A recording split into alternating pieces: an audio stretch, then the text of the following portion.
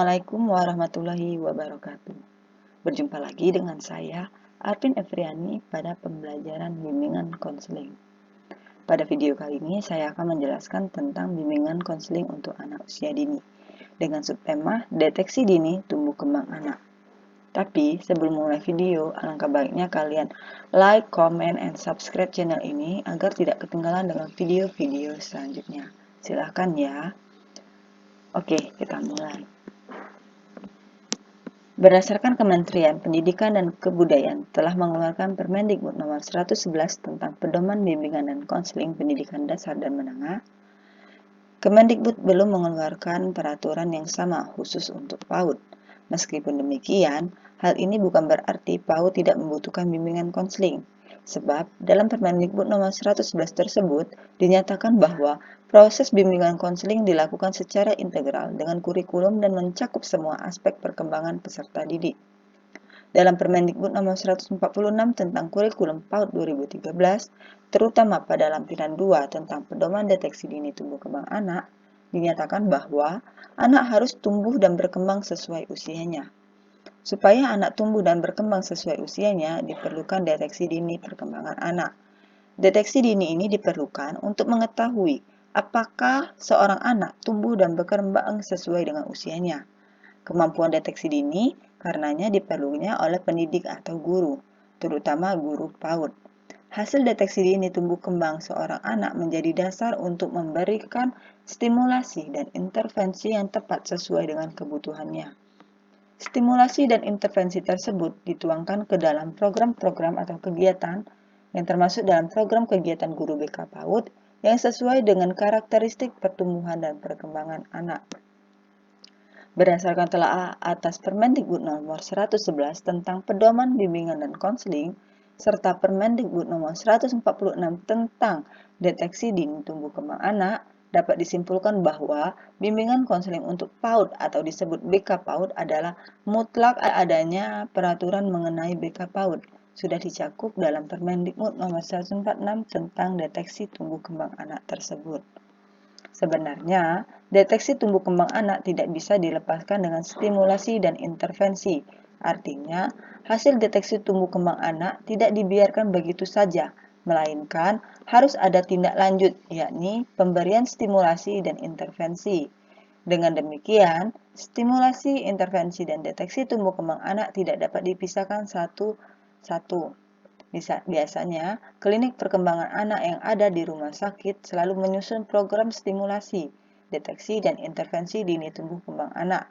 Di lingkungan PAUD yang seharusnya menjadi agenda program guru BK PAUD, stimulasi, deteksi, dan intervensi tumbuh kembang anak masih berupa program berkala yang dilakukan oleh dokter. Misalnya, setiap 2 pekan sekali, PAUD mengundang dokter umum untuk buka praktik di UKS, yang salah satu tugasnya adalah deteksi, intervensi, dan stimulasi tumbuh kembang anak. Program stimulasi, deteksi, dan intervensi dini tumbuh kembang anak merupakan program pembinaan tumbuh kembang anak secara komprehensif dan berkualitas melalui kegiatan stimulasi, deteksi, dan intervensi dini penyimpangan tumbuh kembang pada masa 6 tahun pertama kehidupan. Program ini dapat diselenggarakan dalam bentuk kemitraan antara keluarga, orang tua, pengasuh anak, masyarakat, kader, lembaga, swadaya masyarakat, tenaga profesional, termasuk organisasi profesi BK. Oleh karena itu, akan menjadi hal yang ideal jika PAUD memiliki guru BK dengan tugas utama melakukan stimulasi, deteksi, dan intervensi dini tumbuh kembang anak. Nah, slide selanjutnya akan dikemukakan bentuk-bentuk stimulasi, deteksi, dan intervensi dari tumbuh kembang anak. Oke, kita mulai melalui stimulasi, deteksi, dan intervensi dini tumbuh kembang anak. Stimulasi adalah pemberian rangsangan pendidikan yang diberikan untuk mencapai kompetensi sikap, pengetahuan, dan keterampilan bagi anak usia dini sampai 6 tahun, agar dapat tumbuh dan berkembang secara optimal. Bentuk stimulasi itu sendiri berupa kegiatan edukatif untuk merangsang kemampuan dasar dan anak agar anak tumbuh dan berkembang secara optimal. Stimulasi diarahkan pada 6 aspek perkembangan, yakni moral agama, fisik motorik, sosial emosional, kognitif, bahasa, dan seni. Setiap anak perlu mendapat stimulasi rutin sedini mungkin dan terus-menerus pada setiap kesempatan. Stimulasi tumbuh kembang anak tidak hanya dilakukan oleh guru PAUD, terutama guru BK PAUD, tetapi bisa melibatkan orang tua, pengasuh. Kurangnya stimulasi dapat menyebabkan penyimpangan tumbuh kembang anak, bahkan gangguan atau cacat permanen. Deteksi dini tumbuh kembang anak. Deteksi dini adalah kegiatan untuk menemukan secara dini adanya potensi dan hambatan pertumbuhan dan perkembangan pada anak usia dini. Pertumbuhan ini sendiri merupakan bertambahnya ukuran fisik dan struktur tubuh, sebagian atau keseluruhan sehingga dapat diukur dengan satuan panjang dan berat. Misalnya, berat tubuh, tinggi badan, lingkar kepala, pertumbuhan gigi, pertumbuhan tulang. Sedangkan perkembangan adalah bertambahnya fungsi psikis dan fisik antara meliputi sensorik, mendengar, melihat, meraba, merasa, dan menghidup.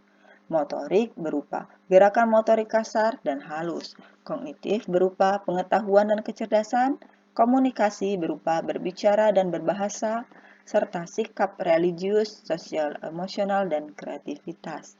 Melalui deteksi dini dapat diketahui penyimpangan tumbuh kembang anak secara dini, sehingga upaya pencegahan stimulasi penyembuhan serta pemulihan dapat diberikan dengan indikasi yang jelas pada masa kritis proses tumbuh kembang. Upaya-upaya tersebut diberikan sesuai dengan umur perkembangan anak. Dengan demikian dapat tercapai kondisi tumbuh kembang anak yang optimal. Deteksi tumbuh kembang anak meliputi dua hal pokok, yaitu penilai pertumbuhan fisik dan penilai perkembangan. Kalau fisik tadi dari bentuk berat tubuh, tinggi badan, lingkar kepala, pertumbuhan gigi, pertumbuhan tulang. Sedangkan perkembangan tadi meliputi sensorik, motorik, kognitif, komunikatif, sikap religius, sosial emosional, dan kreativitas. Masing-masing deteksi dini ini mempunyai parameter dan alat ukur tersendiri. Kegiatan yang dilakukan sepanjang proses deteksi dini tumbuh kembang anak adalah pemeriksaan untuk menemukan secara dini adanya penyimpangan tumbuh kembang anak. Dengan ditemukan sedini mungkin penyimpangan atau masalah tubuh kembang anak, maka intervensi akan lebih mudah dilakukan. Di samping itu, guru BK PAUD akan menyiapkan waktu yang lebih khusus guna merencanakan tindak atau intervensi yang tepat, terutama ketika harus melibatkan orang tua. Bila penyimpangan tumbuh kembang terlambat diketahui, maka intervensinya akan lebih sulit dan hal ini akan berdampak pada cacat perkembangan secara permanen. Deteksi dini pertumbuhan. Dasar utama dalam melakukan deteksi dini pertumbuhan fisik anak, yaitu membedakan dengan perkembangan psikis, adalah penilaian menggunakan alat baku standar. Kementerian Kesehatan telah menetapkan alat ini, yaitu Kartu Menuju Sehat atau disebut dengan KMS. Kartu Menuju Sehat adalah kartu yang memuat kurva pertumbuhan normal anak berdasarkan indeks antroporti berat badan berdasarkan umur. Meskipun ruang lingkup guru PK PAUD tidak berada di bawah Kementerian Kesehatan, dalam melakukan deteksi dini pertumbuhan anak, guru BK PAUD boleh meminjam alat ukur tersebut. Pemantauan pertumbuhan merupakan rangkaian kegiatan yang terdiri dari penilaian pertumbuhan anak secara teratur melalui penimbangan setiap bulan, pengisian dan penilaian hasil penimbangan berdasarkan Kartu Menuju Sehat tadi atau KMS, tindak lanjut setiap menemukan gangguan pertumbuhan berupa konseling, penyuluhan, dan rujukan. Tindak lanjut berupa kebijakan dan program di tingkat masyarakat, serta meningkatkan motivasi untuk memberdayakan keluarga. Dengan KMS, gangguan pertumbuhan atau resiko, kelebihan gizi, dan faktor-faktor lainnya dapat diketahui lebih dini, sehingga dapat dilakukan tindak pencegahan secara lebih cepat dan tepat sebelum masalahnya semakin berat. KMS ini dibedakan menjadi dua, kartu menuju sehat untuk anak laki-laki dan kartu menuju sehat untuk anak perempuan. KMS anak laki-laki berwarna biru dan terdapat tulisan untuk laki-laki, sedangkan KMS untuk perempuan berwarna dasar merah muda dan terdapat tulisan perempuan. Tidak ada salahnya guru PK PAUD memiliki kedua KMS ini.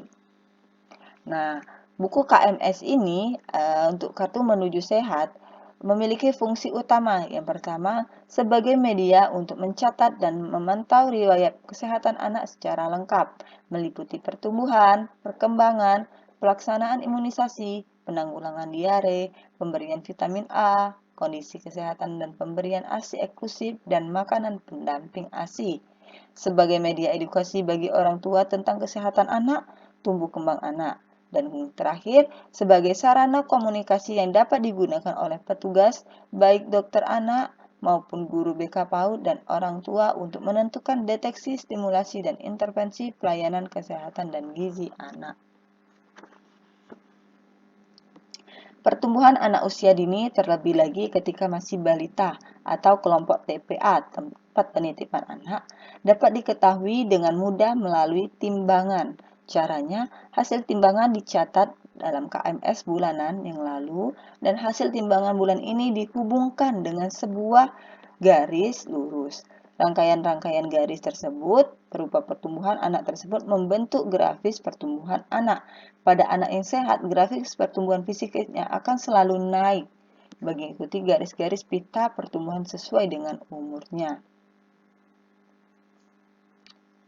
Berat badan anak di bawah garis merah mengindikasikan pertumbuhan anak mengalami gangguan dan perlu adanya perhatian khusus. Jika perlu, guru BK PAUD boleh langsung merujuk ke puskesmas atau rumah sakit terdekat. Namun, jika di lembaga PAUD telah membuka praktik dokter secara periodik, hal ini dapat dikerjasamakan dengan dokter praktik tersebut. Nah, deteksi pertumbuhan anak melalui KMS dan antropedik mencakup tiga aspek pengukuran pertumbuhan fisik, yakni berat badan, lingkar kepala, lipatan kulit, lingkar lengan, panjang lengan, proporsi tubuh, dan panjang tungkai. Nah, ini akan dijelaskan teknik-teknik deteksi dini pertumbuhan fisik anak melalui KMS dengan parameter antropometrik. Yang pertama, pengukuran berat badan. Pengukuran ini dilakukan secara teratur untuk memantau pertumbuhan dan keadaan berat badan anak, terutama faktor gizi. Jika anak terlalu banyak makan, maka yang kaya gizi dapat berakibat obesitas atau kegemukan. Tetapi, jika kekurangan gizi dapat berakibat pada derita gizi buruk. Oleh karena itu, dalam hal ini, guru BK PAUD harus bisa melakukan deteksi gizi anak dengan mengukur berat badan anak. Agar dapat diketahui keseimbangan gizi, anak harus ditimbang setiap bulan dan dicatat dalam kartu menuju sehat balita, sehingga dapat dilihat grafik pertumbuhannya dan dilakukan intervensi jika terjadi penyimpangan. Terdapat dua timbangan untuk mengukur berat badan anak, yaitu timbangan bayi dan timbangan injak. Timbangan bayi diperuntukkan guna mengukur BB balita berusia 0-2 tahun dengan cara meletakkan timbangan pada meja datar dan tidak mudah bergoyah. Lihat posisi jarum atau angka yang menunjukkan ke angka 0. Anak sebaiknya telanjang, tanpa topi, kaos kaki, sarung tangan. Baringkan anak dengan hati-hati di atas timbangan bayi, lihat jarum timbangan sampai berhenti. Baca angka yang ditunjukkan oleh jarum timbangan atau angka timbangan. Bila bayi terus-menerus bergerak, perhatikan gerakan jarum dan baca angka di tengah antara gerakan jarum ke kanan dan ke kiri. Meskipun tugas ini identik dengan tugas dokter anak, lembaga-lembaga TPA harus memiliki timbangan bayi. Adapun anak di atas 2 tahun dapat dilakukan dengan menggunakan timbangan injak. Caranya, letakkan timbangan injak di lantai yang datar sehingga tidak mudah bergerak. Lihat posisi jarum atau angka yang harus menunjukkan ke angka 0.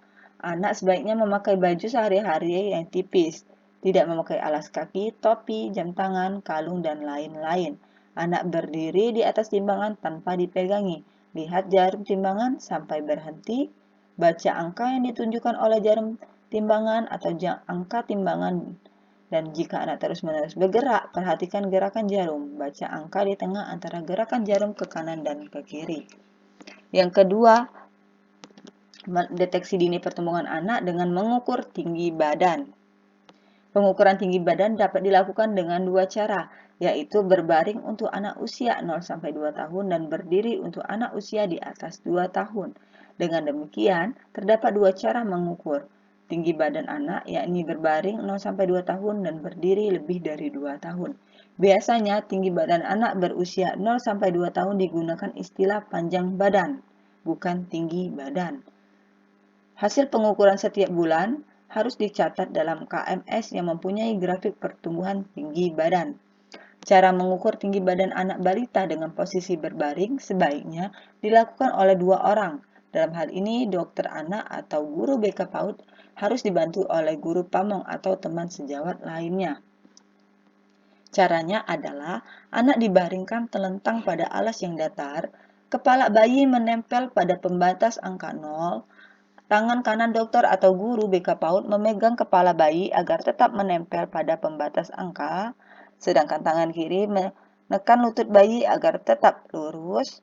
Guru pamong dapat membaca angka di tepi di luar pengukuran, dan ukuran panjang badan atau digunakan untuk anak umur 0-24 bulan atau 0-2 tahun, namun dapat diukur dengan telentang. Namun, jika anak umur 0-24 tahun belum diukur berdiri, maka hasil pengukurannya dikoreksi dengan menambahkan 0,7 cm.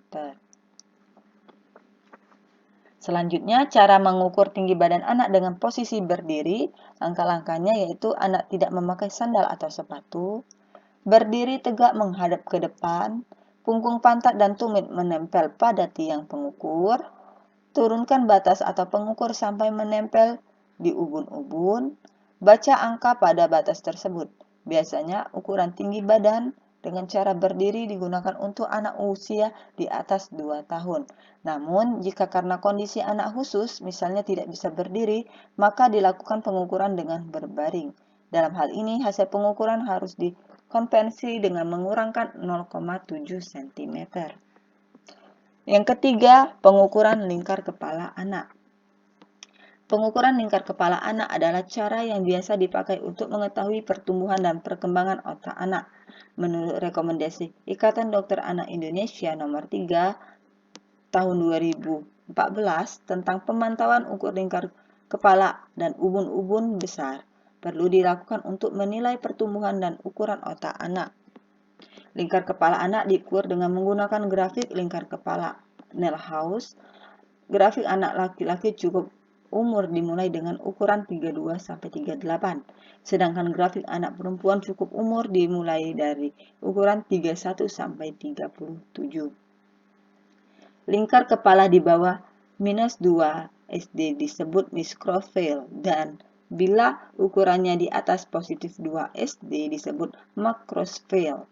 Lingkar kepala diukur setiap bulan pada tahun pertama, setiap 3 bulan pada tahun kedua, dan setiap 6 bulan pada usia 3-5 tahun.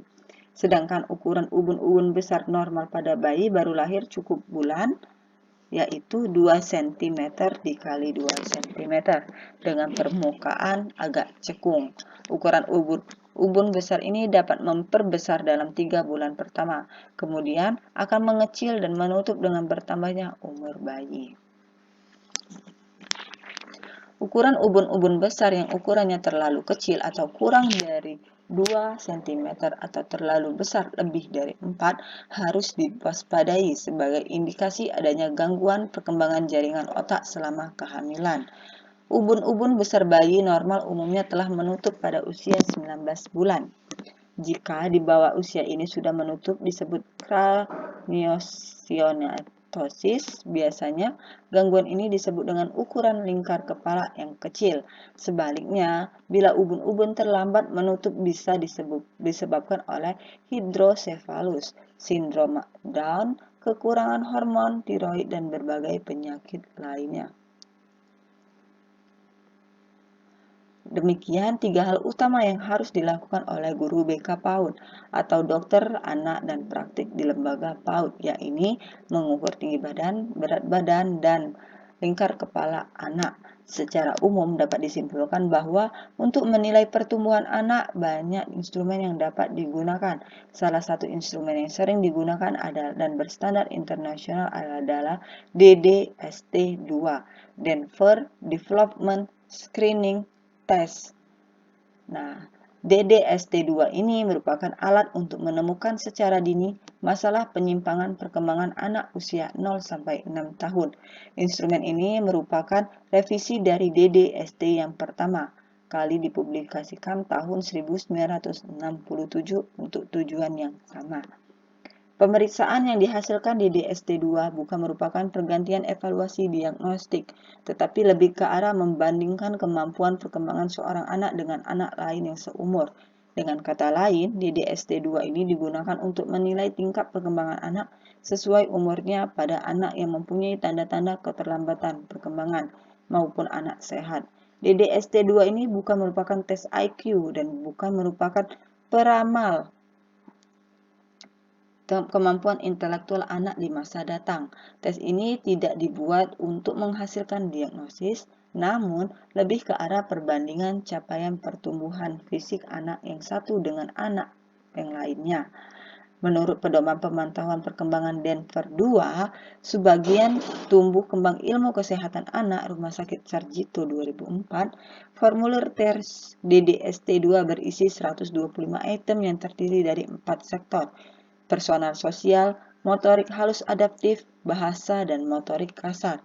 Sektor persoalan sosial meliputi komponen penilaian yang berkaitan dengan kemampuan penyesuaian diri anak di masyarakat, berteman atau bersosialisasi, serta kemampuan memenuhi kebutuhan pribadi anak. Sektor motorik harus adaptif berisi kemampuan anak dalam hal koordinasi mata dan tangan, memainkan dan menggunakan benda-benda kecil, serta pemecahan masalah ringan. Sektor bahasa meliputi kemampuan mendengar, mengerti, dan menggunakan bahasa. Sektor motorik kasar terdiri dari penilaian kemampuan duduk, jalan, dan gerak-gerakan umum otot besar. Selain keempat sektor tersebut, perilaku anak juga dinilai secara umum untuk memperoleh taksiran kasar sebagaimana seorang anak menggunakan kemampuannya. Nah, adapun deteksi perkembangan.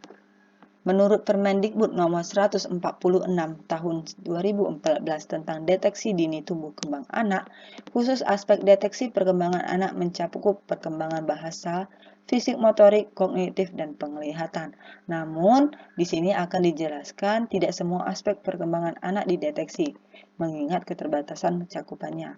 Nah, yang pertama saya akan menjelaskan deteksi perkembangan umum atau fisik motorik.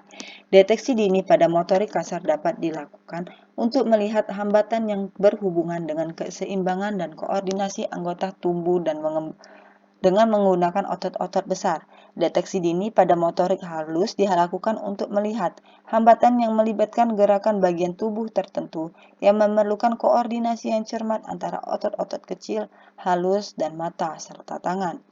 Deteksi dini perkembangan motorik, baik halus maupun kasar, dapat dilakukan dengan menggunakan screening atau pemeriksaan kuesioner pra-screening perkembangan. Meskipun kuesioner pra-screening perkembangan dapat digunakan untuk deteksi perkembangan secara umum. Muatan deteksi perkembangan motorik halus dan kasar cukup dominan sehingga alat ini dapat digunakan. Tujuan screening atau pemeriksaan perkembangan anak menggunakan KPSP tadi adalah untuk mengetahui perkembangan anak normal dan adanya penyimpangan. Jadwal screening atau pemeriksaan KSP rutin adalah pada umur 3, 6, 9, 12, 15 sampai 72 bulan dengan kelipatan 3. Jika anak belum mencapai umur screening tersebut, maka guru BK PAUD atau dokter praktik anak harus meminta ibunya datang kembali pada umur screening yang terdekat untuk pemeriksaan secara rutin. Misalnya, bayi umur 7 bulan diminta kembali untuk screening KSP-nya pada umur 9 bulan. Apabila orang tua datang dengan keluhan anaknya mempunyai masalah perkembangan, sedangkan umur anak bukan umur screening, maka pemeriksaan menggunakan KPSP untuk umur screening terdekat yang lebih mudah. Alat instrumen yang digunakan dengan formulir KPSP menurut umur, formulir ini berisi 9-10 pertanyaan tentang kemampuan perkembangan yang telah dicapai anak. Adapun pihak yang menjawab pertanyaan-pertanyaan tersebut adalah orang tua atau pengasuh atau orang terdekat dengan anak, bukan anak itu sendiri. Sasaran KPSP anak umur 0 sampai 72 bulan. Alat umur membantu memeriksa terdiri dari pensil, kertas, bola sebesar bola tenis, kerincingan, kubus berukuran sisi 25 sebanyak 6 buah, kismis, kacang tanah, potongan biskuit kecil berukuran 0,5 sampai 1 cm. Adapun cara menggunakan KPSP adalah pada waktu pemeriksaan screening anak harus dibawa. Tentukan umur anak dengan menanyakan tanggal, bulan, dan umur anak. Jika lebih dari 16 hari, maka dibulatkan menjadi 1 bulan. Setelah menentukan umur anak, pilih KPSP yang sesuai. KPSP terdiri dari 2 macam pertanyaan, yaitu pertanyaan yang dijawab oleh ibu atau pengasuh anak, contohnya, dapatkah bayi makan kue sendiri? Dan yang kedua, perintah kepada ibu atau pengasuh anak petugas untuk melaksanakan tugas yang tertulis pada KPSP. Contoh, pada posisi anak terlentang, tarikan anak pada pergelangan tangannya secara perlahan-lahan ke posisi duduk. Jelaskan kepada orang tua agar tidak ragu-ragu dan takut menjawab. Oleh karena itu, pastikan ibu pengasuh anak mengerti apa yang ditanyakan kepadanya. Tanyakan pertanyaan tersebut secara berurutan, satu persatu. Setiap pertanyaan hanya ada satu jawaban, iya atau tidak. Catat jawaban tersebut pada formulir, lalu ajukan pertanyaan berikutnya setelah ibu pengasuh anak menjawab pertanyaan sebelumnya. Teliti kembali apakah semua pertanyaan telah dijawab. Nah, adapun kuesioner untuk pra-screening untuk bayi 3 bulan, pertama, kuesionernya berupa, pada bayi waktu terlentang, apakah masing-masing lengan dan tungkaknya bergerak dengan mudah? Jawabannya tidak, bila salah satu atau kedua tungkak atau lengan bayi bergerak tidak terarah atau terkendali. Yang kedua, pada waktu bayi terlentang, apakah ia melihat dan menatap wajah Anda? Yang ketiga, apakah bayi dapat mengeluarkan suara-suara lain atau ngoceh di samping menangis? Yang keempat, pada waktu bayi terlentang, apakah ia dapat mengikuti gerakan Anda dengan menggerakkan kepalanya dari kanan ke kiri atau dari kiri ke kanan? Yang kelima, pada waktu bayi terlentang, apakah ia dapat mengikuti gerakan Anda dengan menggerakkan kepalanya dari satu sisi hampir sampai pada sisi yang lainnya? Yang keenam, pada waktu Anda mengajak bayi berbicara dan tersenyum, apakah ia tersenyum kembali kepada Anda? Yang ketujuh, pada waktu bayi terlungkup di atas kepala atas dasar, apakah ia dapat mengangkat kepalanya seperti mengangkat ingin naik ke atas? Yang kedelapan, pada waktu bayi terlungkup di alas yang datar, apakah ia dapat mengangkat kepalanya sehingga membentuk sudut 45 derajat? Yang kesembilan, pada waktu bayi terlungkup di alas yang datar, apakah ia dapat mengangkat kepalanya dengan tegak 90 derajat? Yang ke-10, apakah bayi suka tertawa keras kalau tidak digelitik atau diraba-raba? Nah, itu merupakan pertanyaan untuk kuesioner pra-screening untuk bayi 3 bulan. Adapun untuk bayi 6 bulan, pertanyaannya berupa, pada waktu bayi terlentang, apakah ia dapat mengikuti gerakan antara dengan menggerakkan kepala sepenuhnya dari satu sisi ke sisi yang lain? Yang kedua, dapatkah bayi mempertahankan posisi kepala dalam keadaan tegak dan stabil? Jika jawaban tidak, bila kepala bayi cenderung jatuh ke kanan atau ke kiri atau ke dadanya. Yang ketiga, sentuhan pensil di punggung tangan dan ujung jari bayi. Jangan meletakkan di atas telapak tangan bayi. Apakah bayi dapat menggerakkan pensil itu selama beberapa detik? Yang keempat, ketika bayi terlungkup di alas permukaan datar, apakah ia dapat mengangkat dada dengan kedua tangannya sebagai penyangga? Yang kelima, pernahkah bayi mengeluarkan suara gembira, bernada tinggi, atau memekik tetapi bukan menangis? Yang keenam, pernahkah bayi berbalik paling sedikit 2 kali dan terlentang ke telungkup atau sebaliknya? Yang ketujuh, pernahkah Anda melihat bayi tersenyum ketika melihat mainan yang lucu, gambar atau binatang peliharaan pada saat ia bermain sendiri? Yang kedelapan, dapatkah bayi mengarahkan matanya pada benda kecil sebesar kacang, kismis, atau uang logam?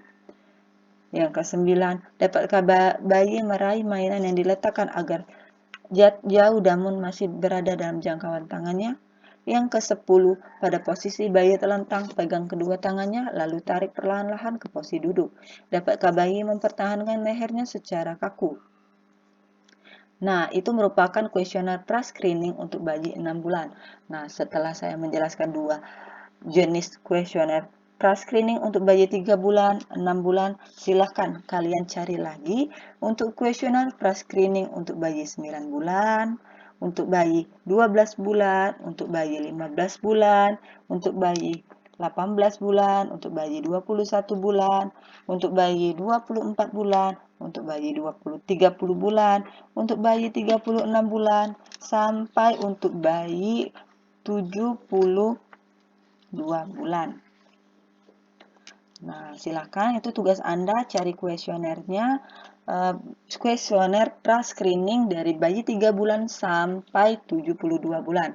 Dengan contoh tadi, kuesioner 3 dan 6 bulan tadi telah saya berikan contohnya.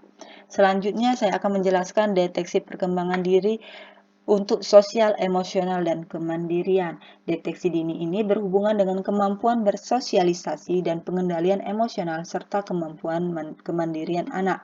Hambatan mungkin terjadi misalnya ketika anak kurang konsentrasi atau pemusatan perhatiannya, sulit berinteraksi dengan orang lain, mudah menangis atau cengeng, sering marah jika keinginannya tidak dituruti.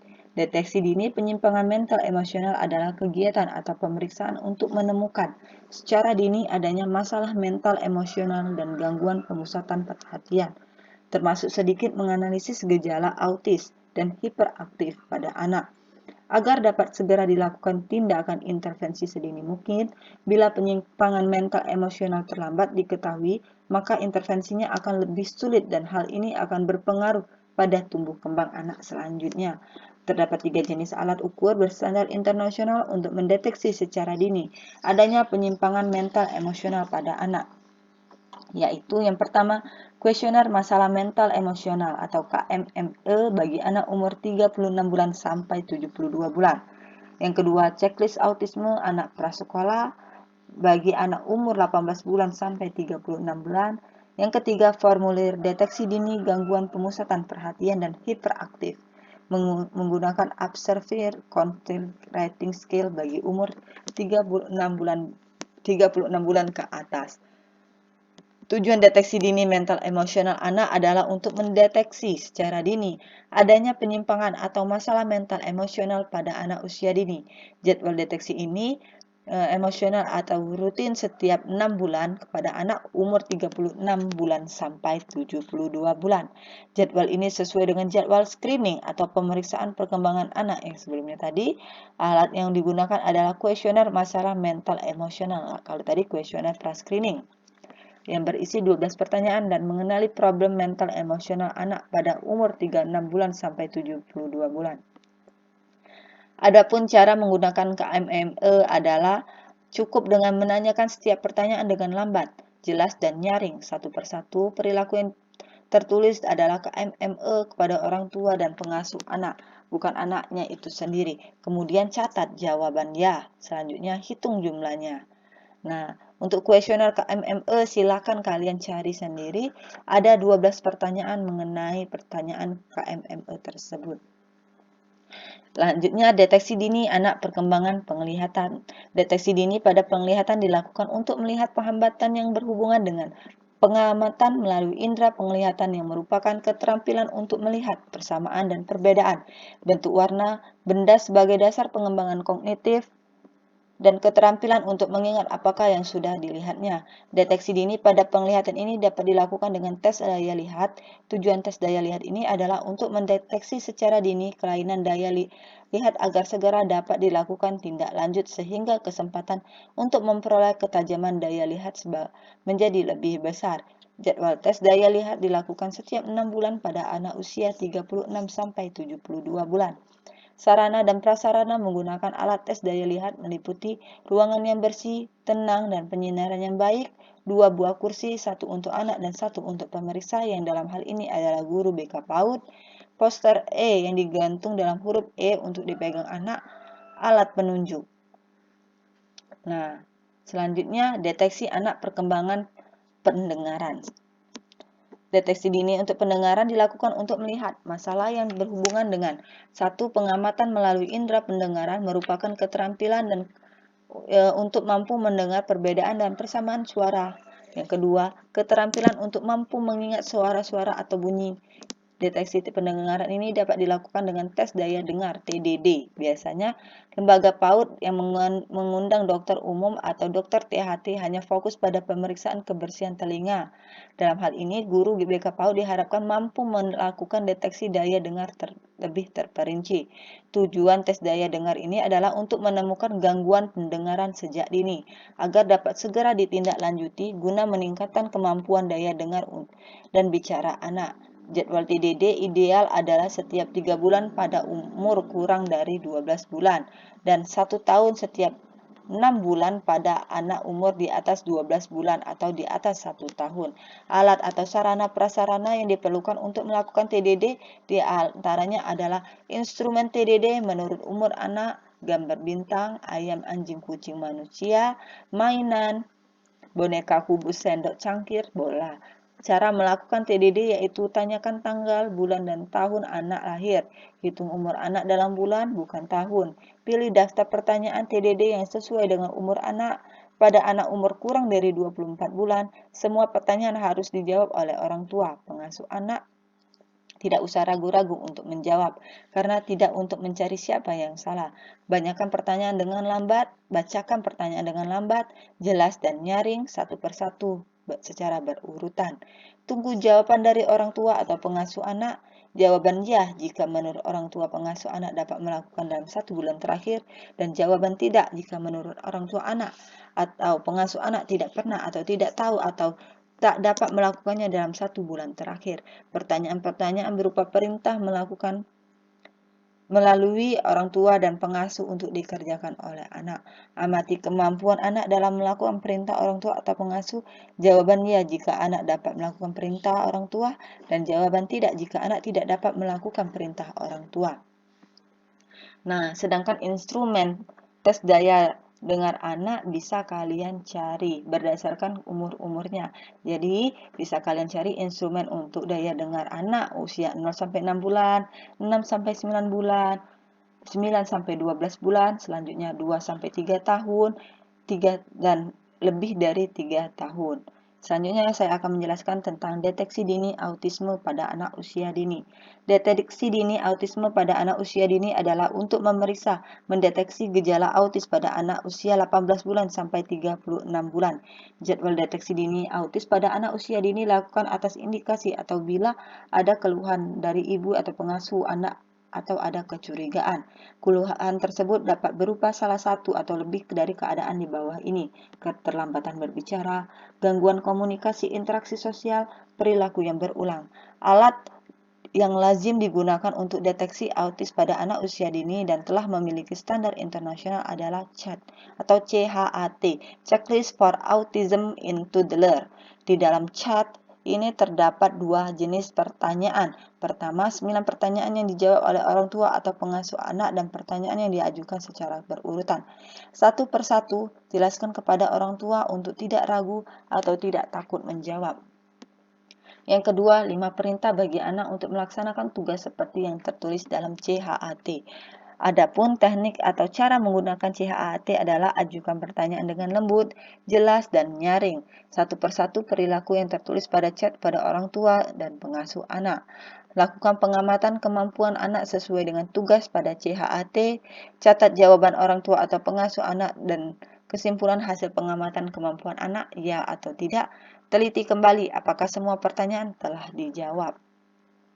Selanjutnya yang terakhir, deteksi dini gangguan pemusatan perhatian dan hiperaktivitas GPPH.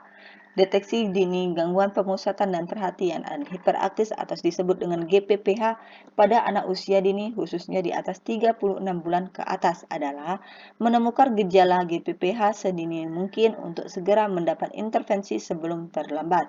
Jadwal deteksi dini GPPH pada anak usia dini dilakukan atas indikasi atau bila ada keluhan dari orang tua atau pengasuh anak atau adanya kecurigaan lainnya. Keluhan tersebut dapat berupa anak tidak bisa duduk tenang, anak selalu bergerak tanpa tujuan dan tidak mengenal lelah, perubahan suasana hati yang mendadak atau impulsif. Alat yang digunakan untuk deteksi GPPH adalah formulir deteksi GPPH, Abbreviated Connector Rating Scale. Formulir ini terdiri dari 10 pertanyaan yang diajukan pada orang tua atau pengasuh pada guru TK dan pertanyaan yang perlu pengamatan dan pemeriksaan. Adapun cara mengajukannya, ajukan pertanyaan dengan lambat, jelas dan nyaring satu persatu. Jelaskan pada orang tua dan pengasuh, tidak usah ragu-ragu. Lakukan pengamatan kemampuan anak sesuai dengan pertanyaan yang tertera pada formulir. Keadaan yang tertulis diamati pada anak di mana anak berada, misalnya ketika di rumah, sekolah, pasar, dan toko. Setiap saat dan ketika anak sedang dengan siapa saja. Catat jawaban dan hasil pengamatan perilaku anak selama dilakukan. Teliti kembali apakah semua pertanyaan telah dijawab oleh orang tua. Nah, untuk formulir deteksi dini gangguan pemusatan perhatian dan hiperaktif atau GPPH berupa Abbreviated Connector Rating Scale, itu silakan kalian cari bagaimana instrumennya. Intervensi dini tumbuh kembang anak. Intervensi adalah upaya khusus yang diberikan kepada anak yang menurut hasil deteksi dini diketahui tumbuh kembangnya tidak optimal atau mengalami gangguan bahkan menyimpang. Serangkaian upaya khusus dilakukan untuk mengoreksi, memperbaiki, dan mengatasi hambatan tumbuh kembang agar anak dapat tumbuh dan berkembang secara optimal sesuai dengan potensinya. Jika langkah ini dipandang belum cukup, maka harus ada rujukan ke rumah sakit. Intervensi dini dan rujukan tumbuh kembang anak juga dapat dipahami sebagai tindakan tertentu pada anak yang perkembangannya, kemampuannya menyimpang karena tidak sesuai dengan umurnya. Penyimpangan perkembangan bisa terjadi pada salah satu atau lebih kemampuan anak, yaitu kemampuan gerak kasar, gerak halus, bicara, dan bahasa, serta sosialisasi dan kemandirian anak. Tujuan intervensi dan rujukan dini perkembangan anak adalah untuk mengoreksi, memperbaiki, dan mengatasi masalah atau penyimpangan perkembangan, sehingga anak dapat kembali pulih, tumbuh, dan berkembang secara optimal, sesuai dengan potensinya. Waktu yang paling tepat untuk melakukan intervensi dan rujukan dini penyimpangan perkembangan anak adalah sesegera mungkin ketika usia anak masih di bawah 6 tahun. Tindakan intervensi ini disebut berupa stimulasi perkembangan terarah yang dilakukan secara intensif di rumah selama 2 minggu, yang diikuti dengan evaluasi hasil intervensi stimulasi tumbuh kembang anak. Intervensi dini penyimpangan perkembangan adalah juga dapat dimaknai sebagai tindakan tertentu pada anak yang perkembangan kemampuannya menyimpang karena tidak sesuai dengan umurnya. Penyimpangan tersebut dapat terjadi pada salah satu atau lebih kemampuan anak, yaitu kemampuan gerak atau fisik motorik, sosial emosional, bahasa, kognitif, dan seni. Intervensi perkembangan anak dapat dilakukan jika dalam diri anak terdapat beberapa indikasi. Yang pertama, perkembangan anak meragukan. Artinya, kemampuan perkembangan anak tidak sesuai dengan yang seharusnya dimiliki anak pada anak usia sebaya. Hal ini memungkinkan jika pada umur screening 3, 6, 9 sampai 18 bulan dan seterusnya, pemeriksaan KPSP jawabannya ya lebih dari atau sama dengan 7 sampai 8. Jika ini terjadi, lakukan intervensi sebagai berikut. Yang pertama, pilih kelompok umur stimulasi yang lebih muda dari umur anak. Misalnya, menurut KPSP Questionnaire Pra-Screening Perkembangan, anak berumur 12 bulan belum bisa berdiri. Oleh karena itu, lihatlah kelompok umur stimulasi antara 9 sampai 12 bulan atau yang lebih muda, bukan kelompok umur stimulasi 12 sampai 15 bulan. Selanjutnya, mengingat bahwa kemampuan berdiri termasuk gerak fisik motorik kasar, maka lihatlah pada kotak kemampuan gerak kasar. Guru BK PAUD atau dokter praktik di lembaga PAUD dapat melatih orang tua cara melakukan intervensi sesuai dengan masalah atau penyimpangan yang ditemukan pada anak. Misalnya, anak mempunyai penyimpangan gerak motorik kasar. Maka yang diintervensi adalah gerak kasarnya, seperti melompat, melempar, menangkap, dan sebagainya. Yang ketiga, guru BK PAUD dapat memberi pertunjukan pada orang tua dan keluarga agar mengintervensi anak sesering mungkin, penuh kesabaran dan kasih sayang, variatif dan sambil bermain dengan anak agar ia tidak bosan. Hal ini penting dilakukan karena guru BK PAUD tidak mungkin melakukan intervensi secara rutin dan intensif setiap hari pada semua anak. Yang keempat, intervensi pada anak juga dilakukan secara intensif setiap hari sekitar 3-4 jam selama 2 minggu berturut-turut. Bahkan jika anak terlihat senang dan tidak bosan, waktu intervensi dapat ditambah. Namun, jika anak menolak atau rewel, intervensi harus dihentikan dan baru boleh dilanjutkan ketika anak sudah bisa menerimanya lagi. Yang kelima, guru BK PAUD adalah dokter praktik di lembaga PAUD. Juga dapat meminta orang tua atau keluarga datang kembali untuk konsultasi dalam 2 minggu kemudian, guna melakukan evaluasi hasil intervensi dan melihat apakah ada kemajuan perkembangan atau tidak.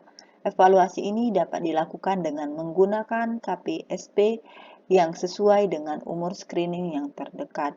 Yang B, bila seorang anak mempunyai masalah atau penyimpangan perkembangan sedangkan umur anak saat itu bukan pada jadwal umur sebagaimana tertera pada KPSP, maka guru BK PAUD harus melakukan intervensi perkembangan sesuai dengan masalah yang ada.